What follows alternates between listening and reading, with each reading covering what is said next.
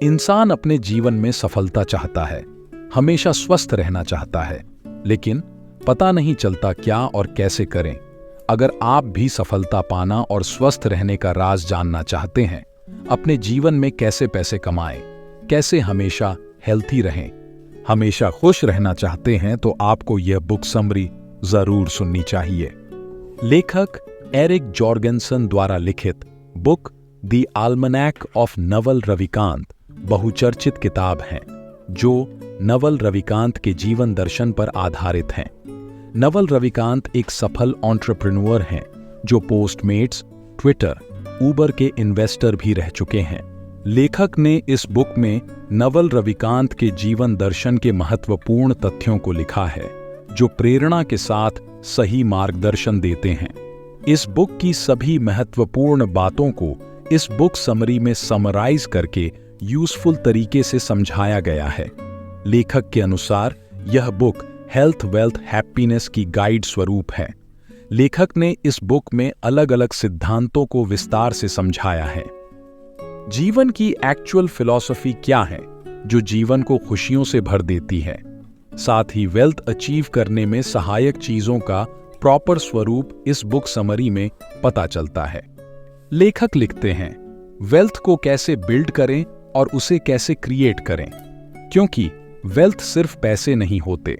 Wealth पैसे प्राप्ति के उन सभी जरिए से जुड़े होते हैं जो डायरेक्ट और इनडायरेक्ट हमें पैसे दिलाते हैं।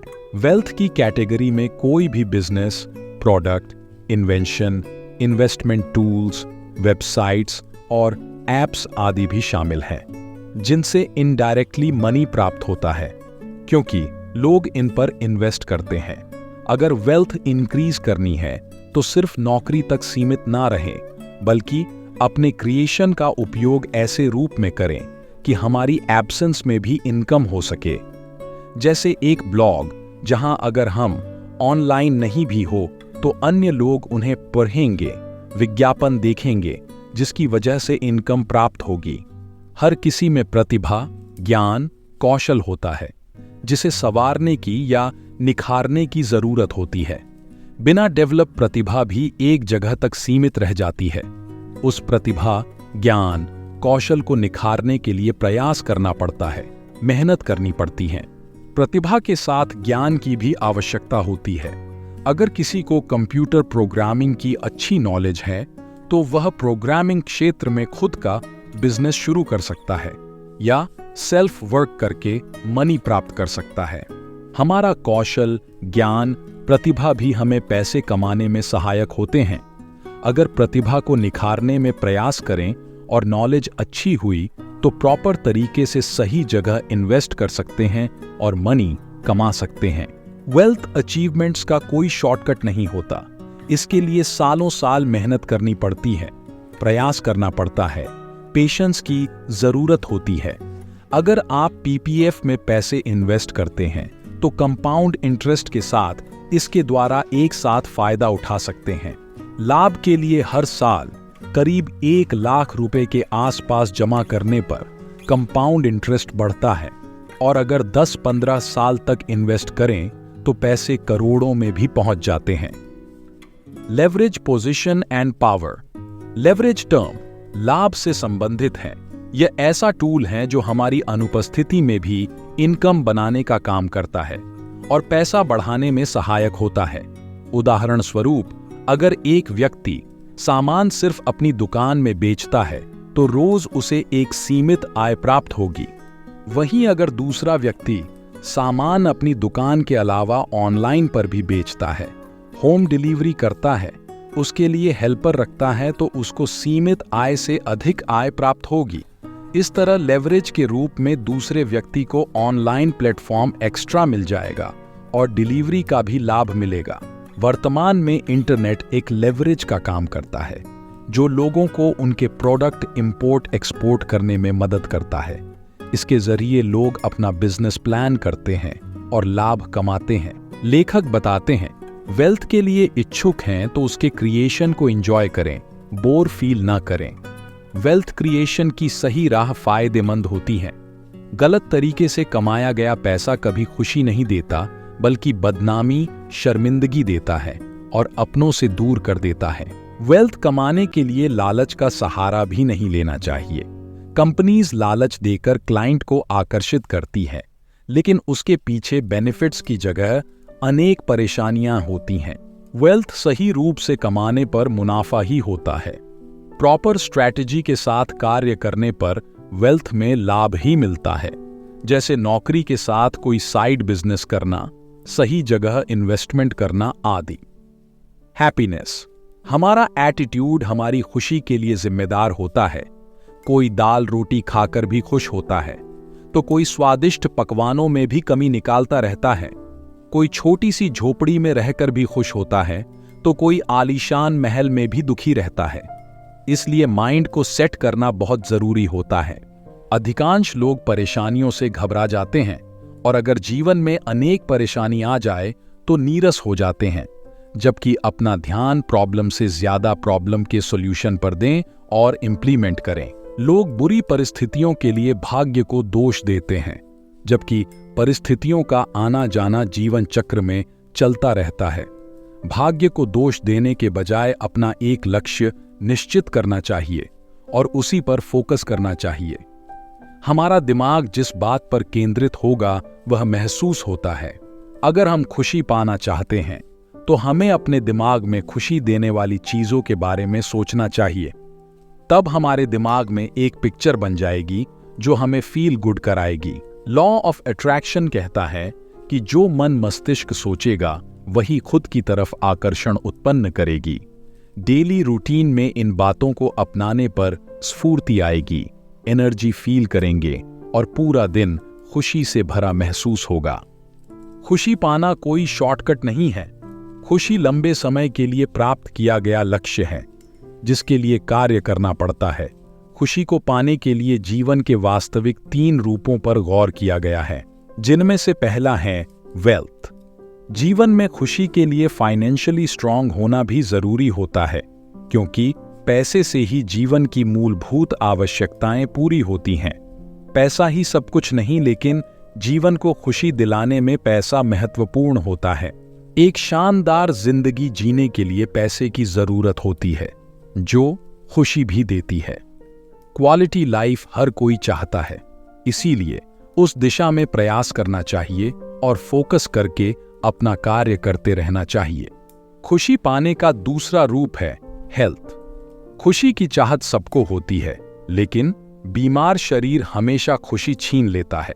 इसलिए अपनी हेल्थ का ख्याल रखें, अच्छी बैलेंस डाइट लें, एक्सरसाइज करें, लॉन्ग वॉक करें, बुरी आदतों से दूर रहें और इन्हें अपने हैबिट्स में शामिल करके रोज पालन करें। सेहत अच्छी होगी तो दौलत आ ही जाएगी, और जब दौलत होगी तो खुशी की इच्छा करने वाले अपने प्रयास से खुशी पालेंगे। वेल्थ होने पर उसे अच्छे कार्यों में दान भी किया जा सकता है, जैसे लोगों की हेल्प किया जा सकता है, जिसे खुशी और सम्मान दोनों मिलेंगे। खुशी पाने की तीसरा रूप है सोसाइटी।